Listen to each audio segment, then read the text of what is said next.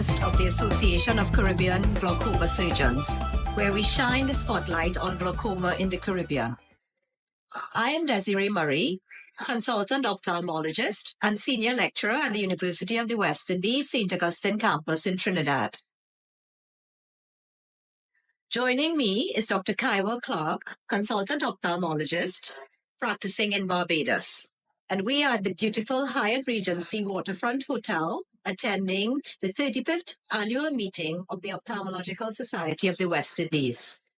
Dr. Clarke, welcome to the podcast. Thank you for having me. Dr. Clarke, you presented a very interesting paper debunking the myth that primary angle closure glaucoma is uncommon in the Caribbean. Could you summarize your talk for us? Sure. So essentially, within the Caribbean, the focus has been mostly on primary open-angle glaucoma.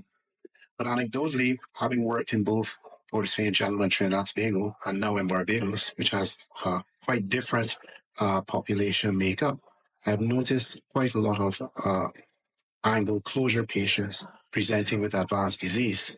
So it had me thinking about what is the possible prevalence of angle closure in our society, in our region. You mentioned open angle and angle closure. Could you tell us what's the difference between the two? So when we're referring to glaucoma and we're referring to the angle is the area in the eye structurally that contains the natural drainage channels. Majority of patients have open angles. That means the area where the natural drainage channel is unimpeded by any obstruction, primarily the iris. In angle closure glaucoma, the angle is impeded by the iris, and we can see it by performing a specific test called gonioscopy. Okay, that's very interesting. So how does this relate to the talk that you gave at this meeting? So particularly the talk that we gave, we were focusing primarily on angle closure disease, which is different from primary open angle. It is less common than primary open angle in our region, but we don't actually have exact figures as to how common it is. So we had to use other regions which we are genetically similar to give us an idea and extrapolate how common or likely it would be for us to see angle closure patients in our population. That's interesting. So what you're saying is that the Caribbean really doesn't have a lot of research on our own people, research that's indigenous to the Caribbean region. So we have to rely on data from other parts of the world. So maybe that's something that it's definitely worth looking at. Something worth looking at, increasing the research output from the region. And it's not to say research isn't there about glaucoma. It's just the focus historically has been on primary open angle glaucoma. We have multiple studies: the Barbados Eye Study, the St. Lucia Eye Study out of Suriname, all which focus primarily on open angle glaucoma and didn't actually differentiate or show us the proportions of primary angle closure glaucoma. Right, so you just spoke about glaucoma in general, as opposed to the different types of glaucoma. Correct. I understand. So tell us more about your talk then. So essentially the talk was about looking at primary angle closure glaucoma prevalence in our region, looking at what we can do to increase our diagnostic rates and also possible treatment options based on current evidence that is used internationally.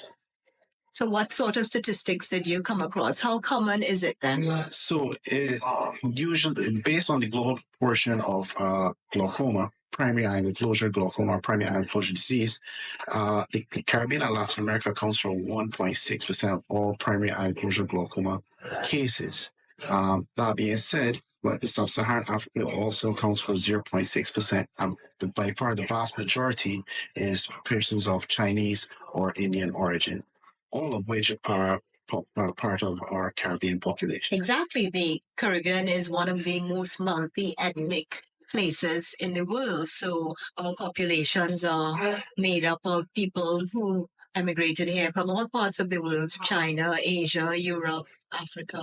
Correct. Okay. So it's quite difficult to extrapolate the data exactly, but it kind of gives us an idea. Okay. All right.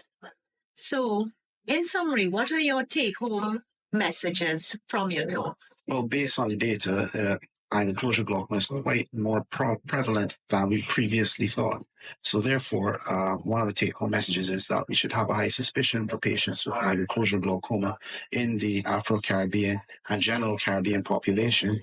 One of the examination techniques that will be vital in diagnosing these patients is gonioscopy, and therefore increasing our gonioscopy rates, patients on the initial visit and follow-up visits would be ideal.